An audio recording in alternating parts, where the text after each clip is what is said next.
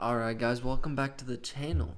And today I'm kind of doing something different. I did it before on my channel a little while back. Didn't get much view, but I'm trying again with a TV show that I'm currently watching. Also, a comic book series that I kind of gotten myself into as well. And that is Invincible. I know that you guys probably have watched it before. But today I am just going to do a tier list of the characters. Basically, season 1 through what we have seen of season 3 so far. So, I don't really have anything else to say except if you haven't seen me and my friend Devans Podcast yet, I do want to shout us out, and we do have 2 videos on there right now, more obviously coming. We have been dropping every Wednesday so far, so we are going to try to keep that schedule up probably. So I do urge you guys to go check that channel out. But other than that, I got nothing else to say. Let's get into the video. Alright, so the categories are why. So basically just why is this character here? And then we got meh, just meh. There's nothing really to him. This character has potential to be good, which is the could be good category. Then we have good character. And then the best is just badass. So, of course, first we got Mark. And I'm going to move him to the badass category. Now let's talk about why. So, it's Mark. He's the main character, Invincible. He's the character that you watch, what moods he goes through, what happens, and how he has to deal with everything, how he has to deal with his father trying to take over the world, and he has to deal with the aftermath of that. Season 3 even deals with that, like how about not everyone really trusts Mark after that. And I completely understand, because that fight was a complete mess, and it messed the city of Chicago up. It's always Chicago in these. Like in the movies, TV shows, Chicago always gets destroyed with superheroes. I don't know why. It's just a target. Even Transformers, I'm pretty sure it was like the Battle of Chicago. It was in Chicago. I could be getting that wrong, but I'm pretty positive. But I'm getting kind of sidetracked. But Mark, like I was saying, he has the most arcs throughout the show. He's already changed so much, like throughout season 1, 2, and 3, and I didn't know where else to put him. Like I said, he's my favorite character of the show, at least. Doesn't have to be yours, of course. This is my opinion. Doesn't have to be yours. Alright, so next up we have Omni-Man. I'm going to try to get through these kind of quick because we have a lot of characters to go through. Omni-Man, obviously badass.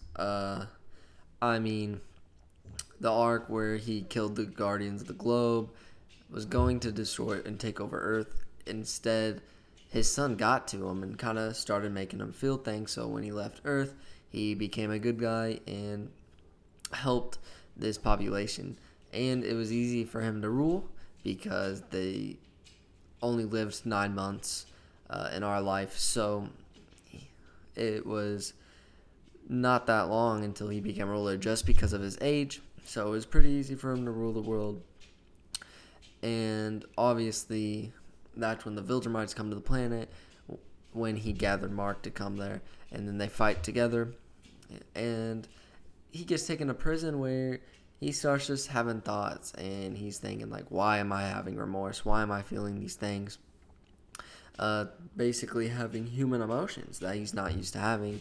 That basically Mark and his family made him have on his time on Earth. So that takes me to the next character, Debbie. I'm going to put her a good character. I'm not going to lie, season 1, I didn't really enjoy the scenes in Debbie. But with the aftermath of Nolan and what Debbie was going through, without superpowers especially, and just like being a normal person, and she was the wife of Omni-Man or Nolan, I just thought those scenes were incredible, and how basically she built herself back up. In the comic books, I feel like it's done a little bit better, but the show is great, and I feel like these characters are just pretty good. I mean, the Mark Grayson family is pretty amazing. I guess I can talk about the last one real quick, and that's Oliver. I'm going to say could be good. Uh, Oliver is kind of strange right now. He's kind of having thoughts about his father because of his life species. He has very great memory, so he remembers even when he was little. He remembers his mother and Nolan, of course. So he doesn't know his father is a bad guy, as all these people on Earth does. So he's kind of doubting that and wondering which Nolan or Omni-Man is like the real one, the bad one, or the good one now, which are valid thoughts, obviously. So I really like what they're doing with just the Grayson family, and Oliver's pretty good. Of course, he could become still like a murderous kind of guy, as we've seen him just destroy the Mauler twins without even a problem, which shows you how Mark could easily do that if he didn't hold back his power. But the Grayson family overall is probably just one of my favorite my favorite characters in the series. Next up, we got Adam Eve, and I mean, I don't know where else to put her, but I'm going to put her good character right now. She definitely has the potential to become a badass, but I just don't think she's there yet. I like what they've been doing with her in season 3 and their Mark's relationship. They kind of did jump into that fast, but I kind of got it as Mark was scared of his life when Cecil was attacking him, and the person on his mind was her, so that kind of gives Mark a hint. I mean, season 1 and 2, I like what they did with her parents and their troubles, like relating, because she has superpowers, and they don't really like her being a superhero or really using her powers much. You know, especially like when she accidentally does more damage. It really just pisses her father off. And I like the connection between Rexplode, even though after they like broke things off, they don't really talk as much. But she's just really there for Mark. She's not really a bad character, and I really do like her arcs throughout the show. Alright, so now we have Cecil. Cecil's gotta be in badass. Especially with the backstory that they got Cecil. We saw it in season 3, and it just gives you more of an understanding where he comes from.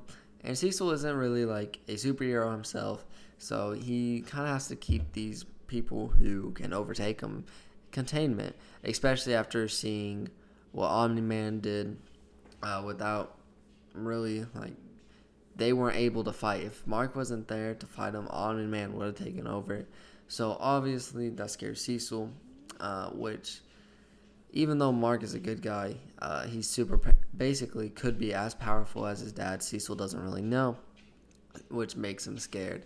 Understandable, and I feel like the show just fleshes that out really good, as also shows Cecil like kind of really trying to take care of the Grayson family while being wary of like Mark and Oliver when he shows up on Earth.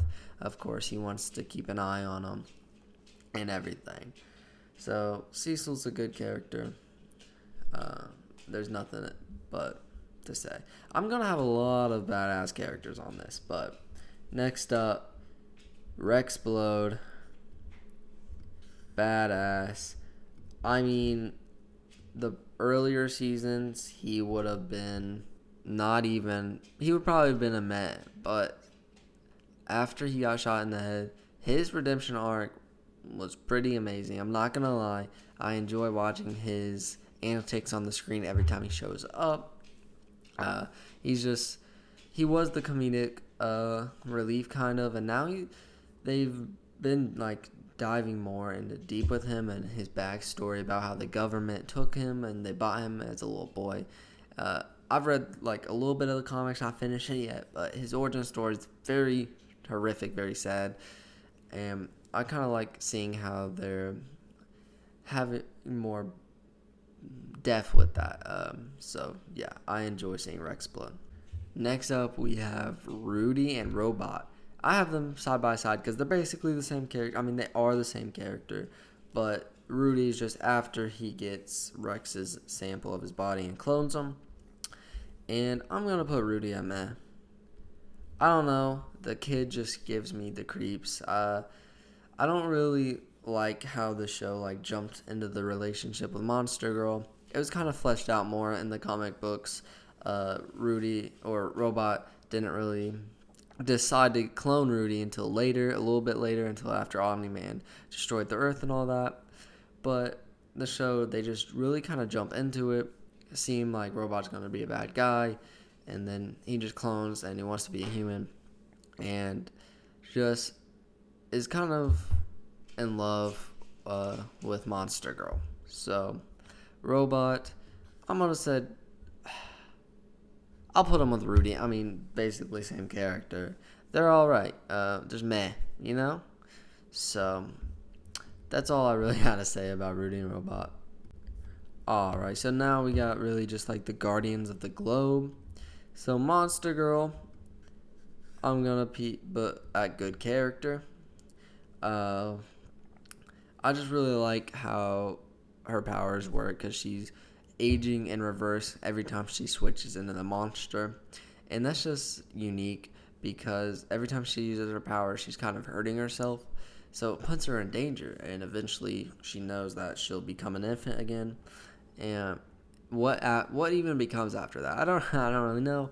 But like when Rudy just like recent episodes. So if you're not caught up with Invincible, this is kind of a spoiler, but Rudy makes a belt that stops her aging, and that scene is just very emotional.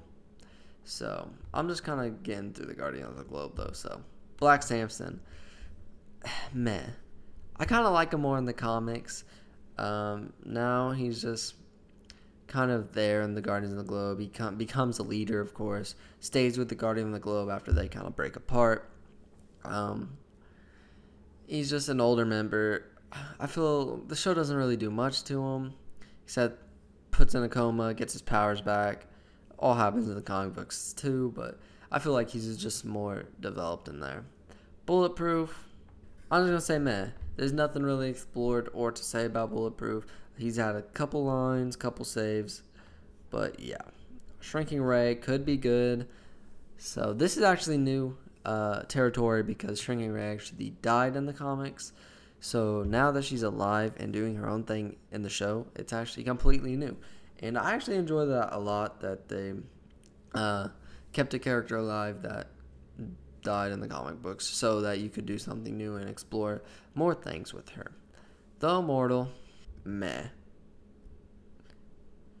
I don't know. Yeah, I just feel like the Immortal's not going to change. I was going to put him could be good, but I just have a feeling like he's not going to change much. But I just really want to like get the Guardians and Globes out of the way. I feel they don't really explore them way too much. The best ones, or the ones they do, are like the best characters as you have seen in my tier list so far, at least. But the other ones are kind of just background characters in there, which aren't really bad. It just shows like it feels like the world is more big in that way. So yeah, that was the Guardians of the Globe. Next up, I have William, and to be honest, William's my first Y. I don't really kind of jive with William in the comic books. He's all right, but just Y. I mean, he's Mark's best friend.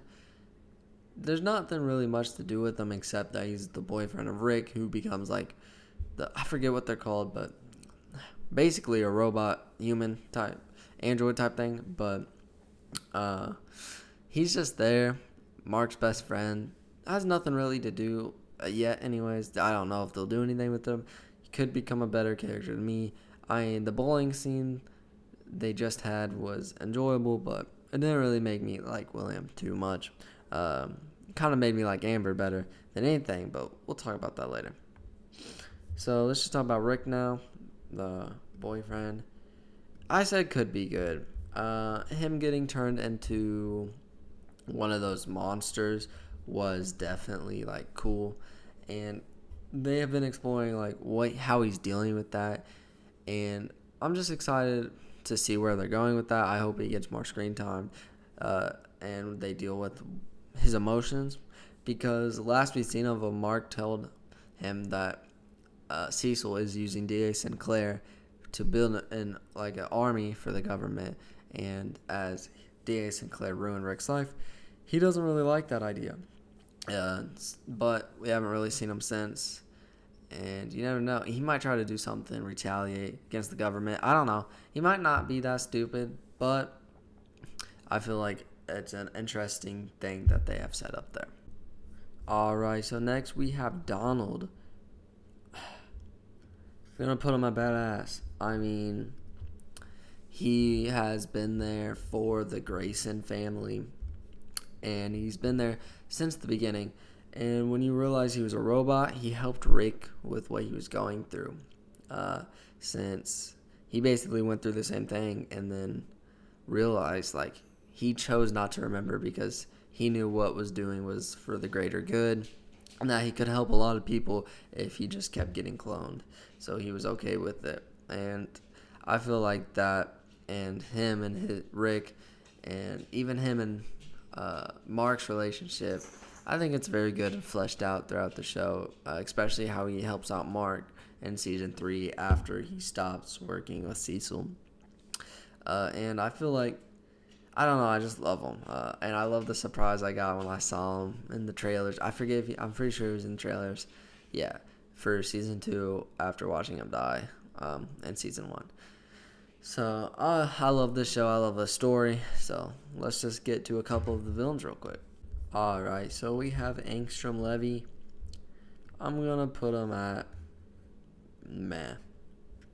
Just because he showed up basically at the beginning of season 2, got all his variants, was blown up, and then became a monster. It was his own fault, and then blamed Invincible. It was cool, he had all these thoughts of his other selves, which Invincible is a bad guy. Which I guess that's interesting, but just started going after him right away, blaming him, was taking no accountability for anything. Just one of those supervillains, especially now with what the latest episode just revealed, him bringing Mark. He just hates Mark for his own doing. And I feel like that, a lot of people have started to do that, and this season has shown that. But let's get to the Muller twins. And the Muller twins are good characters, man. They're funny. They're smart. They know cloning. Robot even has to use them for their cloning techniques.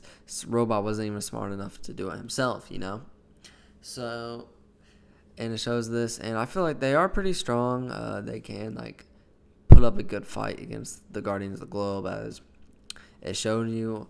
Unless if Mark or Oliver doesn't hold back, which they completely get destroyed by Oliver. Gruesome to watch. Kind of funny, but I kind of hope they're not dead, because like I said, I put them in good character because I enjoy them when they're on the screen. I don't think they're dead. There must have been a clone, or someone might clone them again, so yeah. Now we got to Amber.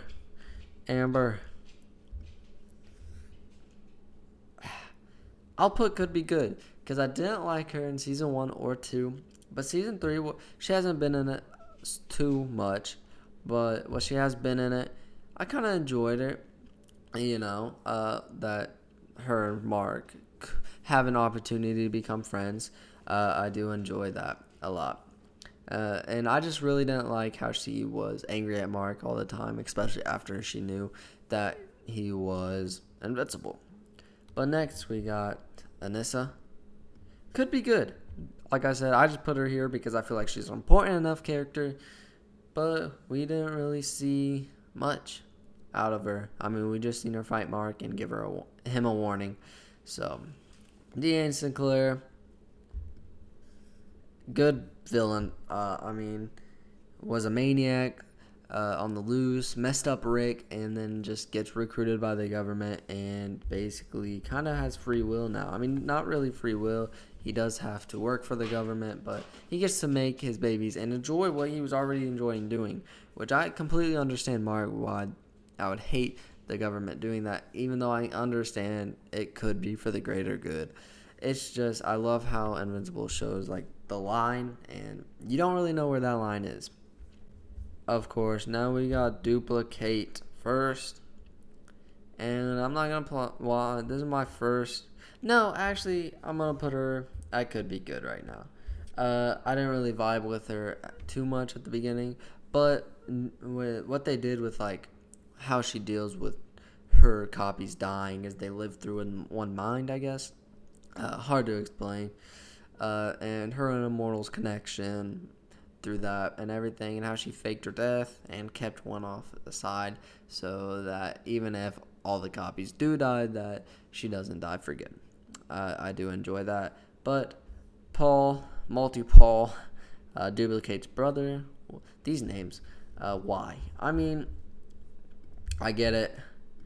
He's just like the boy version of Duplicate, but he's kind of just a bad guy. Starts beating the shit out of Rex because he thought he killed her. He doesn't know how Rex came out alive because he's Rex. Mother explode. I mean, come on, dude. He's a superhero too, but he starts beating him because he thinks he has something to do with Kate's death. Luckily, Kate stopped him, and luckily, Invincible beat his ass, so he went back to prison, or went to prison. It just didn't last long, but I don't know. I don't really enjoy what they've done with him so far, but yeah.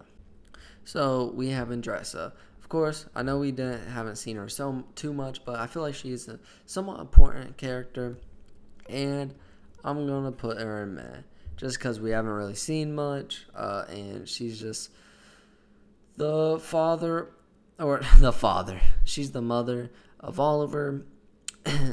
She seemed like a nice lady, someone that Man or Nolan fell in love with. So, obviously, we're never going to see her again. So, couldn't really put her higher. Alan, badass.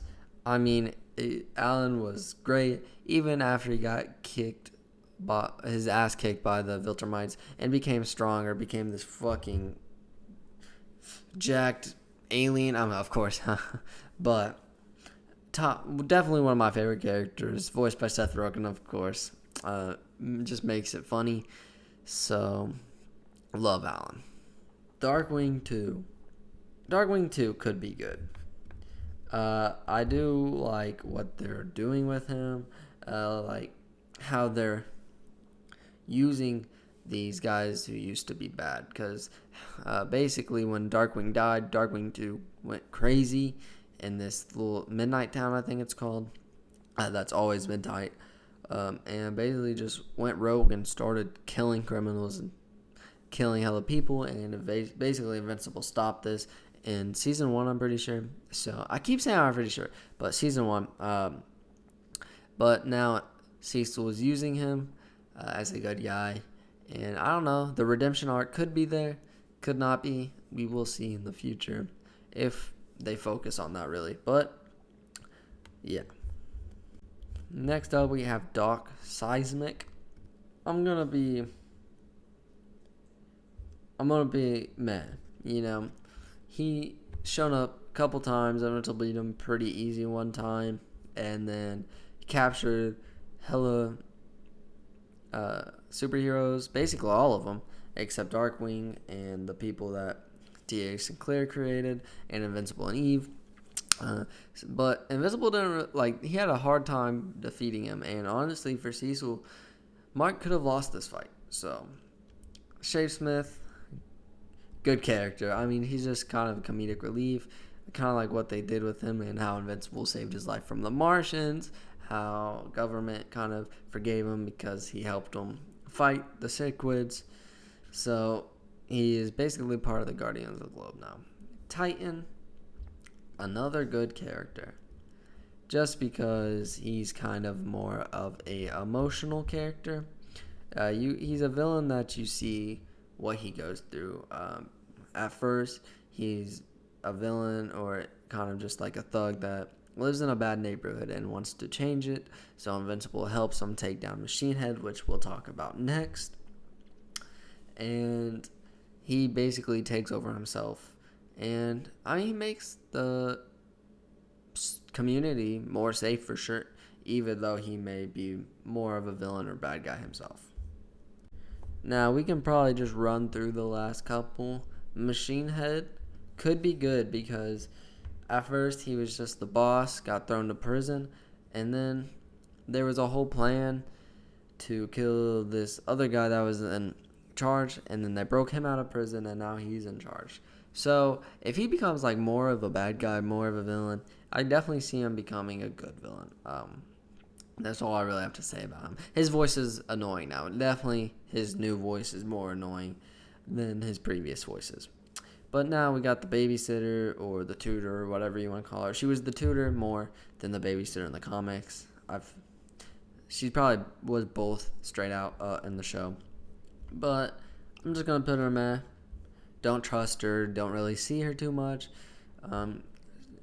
Works for Cecil, apparently. So, yeah. Art could be good. I mean, know what? No, good. Because the scenes they have with Art are wonderful, amazing. It's emotional. He has emotional talks with Mark, Debbie, especially after what Omni-Man did to Earth, which he thought Nolan was one of his friends.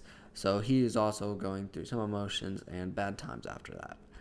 Battle Beast, I had to put him up here because he has now been on the Invincible show a couple times. I'm going to say could be good. If we see more of him, he seems super strong. Like he could be a Viltrumite strength level type shit.